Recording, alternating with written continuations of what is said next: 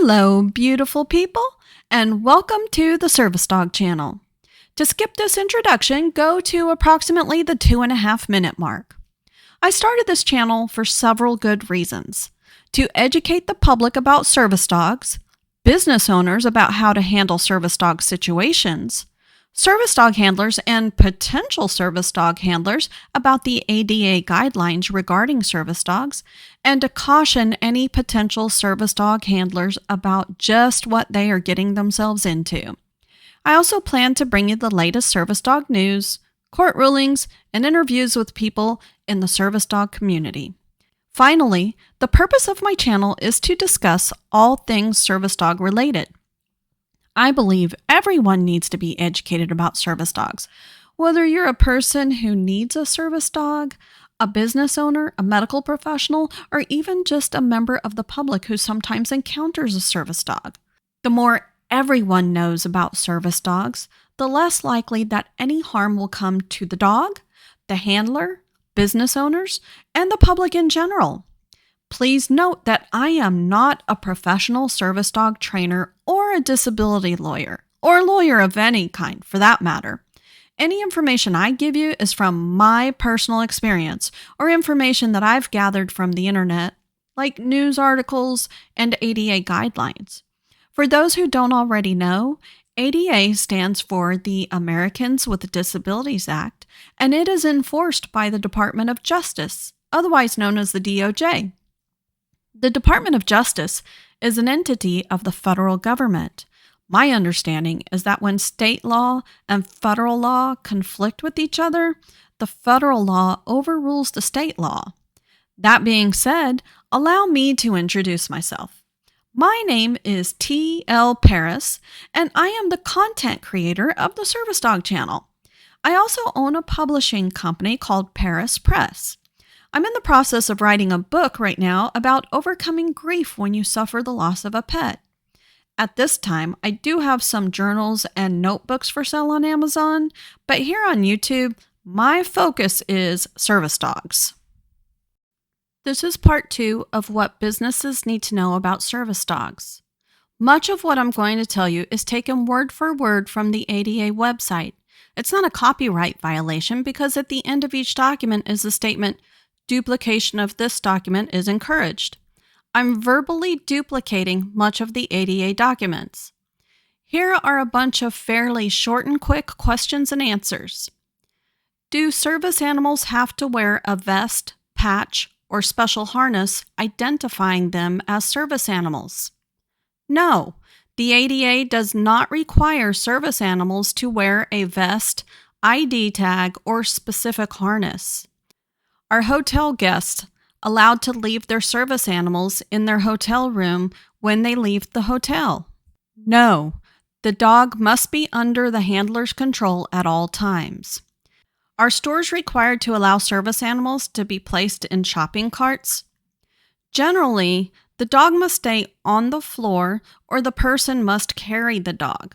For example, if a person with diabetes has a glucose alert dog, he may carry the dog in a chest pack so it can be close to his face to allow the dog to smell his breath to alert him of a change in glucose levels.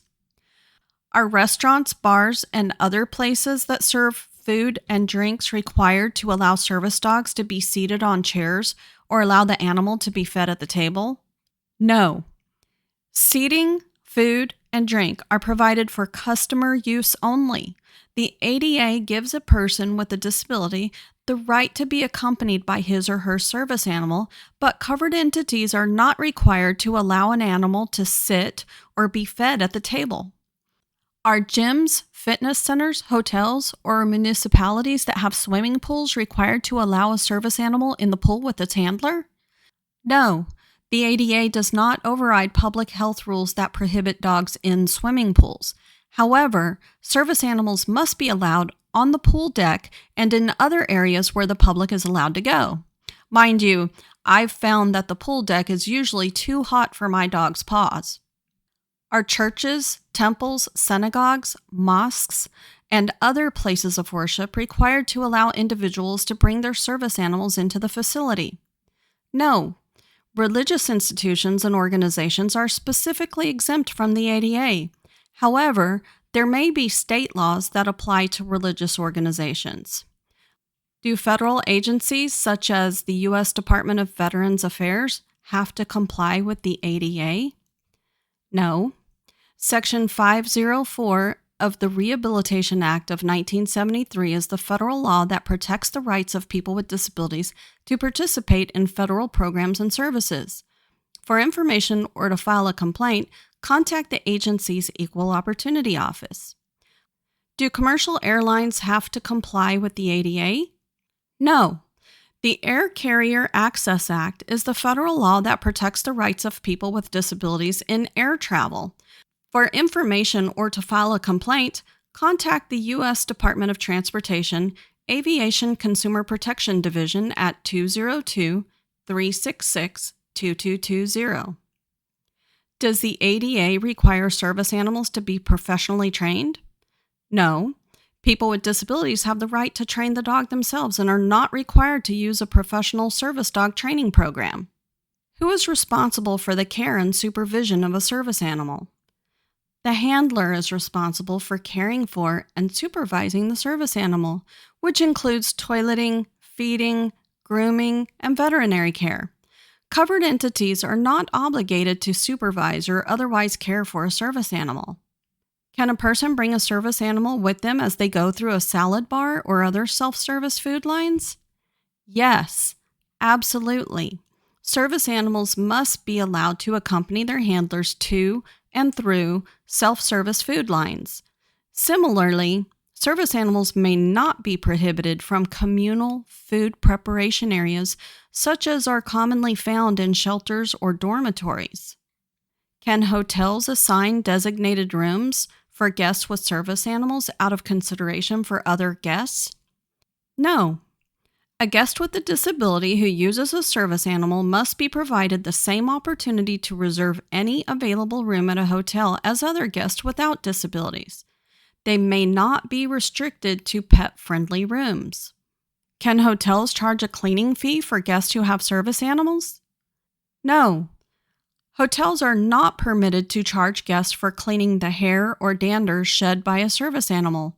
However, if a guest service animal causes damages to a guest room, a hotel is permitted to charge the same fee for damages as charged to other guests. Does a hospital have to allow an inpatient with a disability to keep a service animal in his or her room?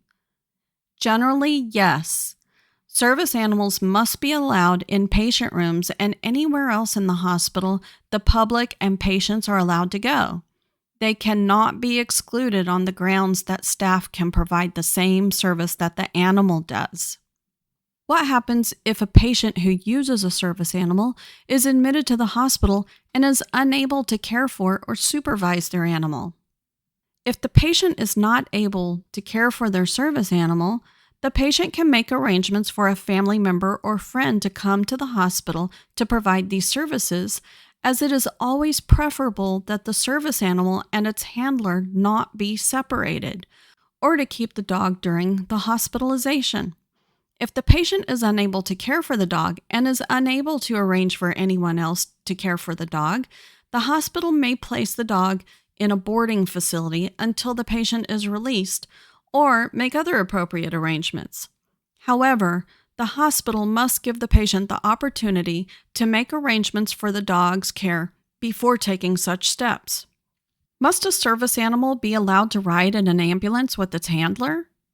Generally, yes. However, if the space in the ambulance is crowded and the dog's presence would interfere with the emergency medical staff's ability to treat the patient, staff should make other arrangements to have the dog transported to the hospital. Can service animals be any breed of dog? Yes. The ADA does not restrict the type of dog breeds that can be service animals. When can service animals be excluded? The ADA does not require covered entities to modify policies, practices, or procedures if it would, quote, fundamentally alter, end quote, the nature of the goods, services, programs, or activities provided to the public. nor does it overrule legitimate safety requirements. If admitting service animals would fundamentally alter the nature of a service or program, service animals may be prohibited. In addition, if a particular service animal is out of control and the handler does not take effective action to control it, or if it's not housebroken, that animal may be excluded. When might a service dog's presence fundamentally alter the nature of a service or program provided to the public? In most settings, the presence of a service animal will not result in a fundamental alteration. However, there are some exceptions. For example, at a boarding school, service animals could be restricted from a specific area of the dormitory reserved specifically for students with allergies to dog dander. At a zoo, service animals can be restricted from areas where the animals on display are the natural prey or natural predators of dogs, where the presence of a dog would be disruptive, causing the displayed animals to behave aggressively or become agitated. They cannot be restricted from other areas of the zoo. Does a service dog in training have the same rights as a service dog? Under the ADA, no. But I will add that some states have passed laws allowing access to service dogs in training. The reason states are allowed to determine different access rights than what the ADA says in this situation is because they are expanding rights to the disabled persons, rather than taking them away. Check with your state and find out for sure if service dogs in training have access. A word on fake service dogs. Fake service dogs have caused major issues for people who have real service dogs. The abundant amount of fake service dogs makes everyone suspicious of anyone with a service dog, especially when people have invisible disabilities like PTSD, diabetes, or cystic fibrosis. Fake service dogs frequently misbehave in public, get loose, and attack real service dogs. Imagine you paid $20,000 to $30,000 for a fully trained service dog, or you spent 2 years of your life training a service dog for yourself, and your dog gets attacked by a fake service dog. Guess what? All of that time and money can go right down the drain in an instant, because in the future, the real service dog may be scared or severely injured, and it can also become reactive to other dogs, causing persons with disabilities to have to retire their service dogs and get a brand new one.